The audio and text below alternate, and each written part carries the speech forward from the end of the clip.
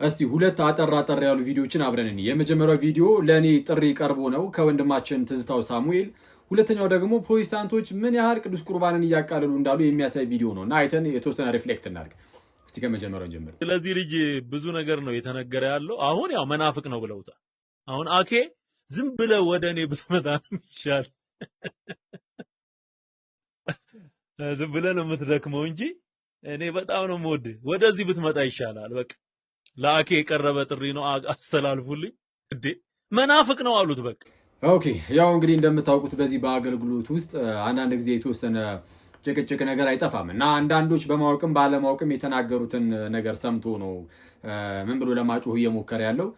በቃ እንደው አኬ መናፍቅ ተብሏል፣ ወደኛና ወደኔና እያለ ነው። ያው እንግዲህ ወደዚህ ወደ ቀልዱ ከመሄዴ በፊት ምንድነው እኔ በህይወቴ ውስጥ በጣም ከምጠነቀቅለት ነገር ውስጥ በህይወቴ ማለት ነው እጅጉን ከምጠነቀቅለት ነገር ውስጥ ትልቁ ሃይማኖት ነው። ሃይማኖትን ላለማፋለስ ወይም ደግሞ የስህተት አስተምህሮን ላለማስተማር በእጅጉ ጠነቀቃለሁ። ግን ሰው ነኝና ጥንቃቄ በራሱ ሙሉ በሙሉ ከስተት ሊጠብቀኝ አይችልምና ምናልባት ብሳሳት ግን በሆነ አጋጣሚ ቤተክርስቲያን የሚባል ነገር ስላለ የቤተክርስቲያንን ድምጽ ሰምቼ እንደማንኛውም ልባም ክርስቲያን አይ ቤተክርስቲያን የምትለው ይህንን ነው ብዬ እናገራለሁ። ኦኬ፣ ይህቺ ቤተክርስቲያን የኢየሱስ የጌታ ቤተክርስቲያን ናት። አንዲት ቅድስት ዓለም አቀፋዊትና ሐዋርያት የምትሆነውን ቤተክርስቲያን የእሷን ድምጽ ሰምተን እንናገራለን። ሃይማኖት ላይ የሆነ ነገር ባፋልስ ካላፋለስኩኝ ግን ሃይማኖት የሆነውን ቤተክርስቲያን የምትናገሩን ይዤ ሌሎች ሰዎች ባለማወቅ የፈለገውን ቢናገሩ ግን ያናል ምንም ማለት ምንም ምንድነው ቦታም አልሰጥም ለእንደዚህ አይነት ነገር። ስለዚህ ጥንቃቄ ለሃይማኖት ያስፈልጋል እንጂ ለሰዎች ለሚናገሩት ምናምን እንደዛ አይደለም። እና በዚህ ምክንያት እንደዚህ እንደወጣም እየተናገረ ነበር ወዳጂ። ለዚህ እኮ ነው የወጣነው እኛ ምን አይነት ነገር ሲል ነበር። እንደዚህ በቀላሉ የጌታን ቤተክርስቲያንን ጥለ መውጣት በጣም ያሳዝናል ወዳጂ። አክቹአሊ የወጣው እንደዚህ ተገፍተ ምናምን ብቻ ሳይሆን አሁን ላይ የምታምነው እምነትም ሃይማኖትን ስለካድክ ነው። ጥምቀት አያድንም ትላለህ።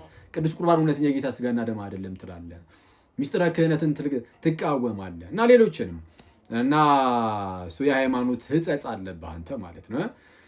ኤኒዌይስ ወደ እኔና አላልኩህ አልመጣም። ከመጣውም ጥያቄ ኖሮ ልመልስልህ ነው ትላለህ። አያስቀልህ ነው ግን አክቹሊ ከመጣውም አውለዛ ነው። እሺ ፕሮቴስታንቶች እኔ በታሪክ ውስጥ ቅዱስ ቁርባን ላይ እንደነሱ የቀለደ ያለ አይመስለኝም። ተመልከቱ። አሁን ለምሳሌ ነው ይሄ ለእናንተ ለእኛ የፈሰሰ የኢየሱስ ደም ነው።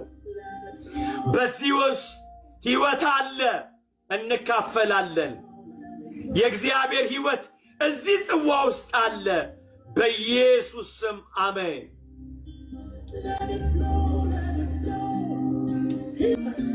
ጌታ ሆይ በዚህ ህብስት ውስጥ ሃሌሉያ ሃሌሉያ ህይወት አለ በኢየሱስ ስም። ይሄ ያንተ ስጋ ነው።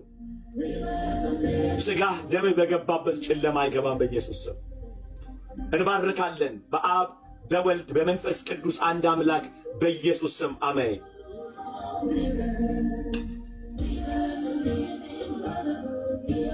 በጣም ነው የሚያሳዝነው። የቅዱስ ቁርባን ስርዓት ባይዙ የሚታወቀው በቤተ ክርስቲያን ውስጥ ብቻ ነው። ስርዓቱን መጽሐፍ ቅዱስ ላይ በዝርዝር ስላላስቀመጠ የምትጠይቀው ቤተ ክርስቲያንን ነው። ቤተ ክርስቲያንን ግን ስለማይቀበሉ በቃ በየራሳቸው በገስት ላይ ተቀምጠው ምን እንደያዙ ማላቀም፣ ሻይ ይሁን ቪንቶ ይሁን ምን እንደያዙ አይታወቅም፣ ወተት ይሁን ይዘው በቃ ይሄ የክርስቶስ ደም ነው። አክቹሊ ህይወት ይገኝበታል እዛ ውስጥ አሉ። አሁን ይሄን አሻሽለዋል። በፊት ቅዱስ ቁርባን ምንም ህይወት እዛ ውስጥ ህይወት ጭራሽ አለ ብለው አያምኑ ነበር። አሁን እዛ ውስጥ ህይወት አለ ኦኬ ብለው መናገር ጀመሩ። እዛ ውስጥ ህይወት ካለ ለአንተ ህይወትን ይሰጣል ማለት ነው። ህይወትን የሚሰጥ ነገር ነው ማለት ጀምሯል። ጥሩ ነው እሱ። ግን እንዲህ ያለ የቅዱስ ቁርባን ስርዓት በጌታ በኢየሱስ ስም ሁሉም በየቤት ቁጭ ብለህ ያ አደገኛ ነው እና ከቅዱስ ቁርባን ጋር በተያዘ በምን መልኩ ነው የሚወሰደው ምናምን የሚለውን ምናልባት ሌላ ጊዜ በላይቭ የምመጣበት ይሆናል። ይቆየን።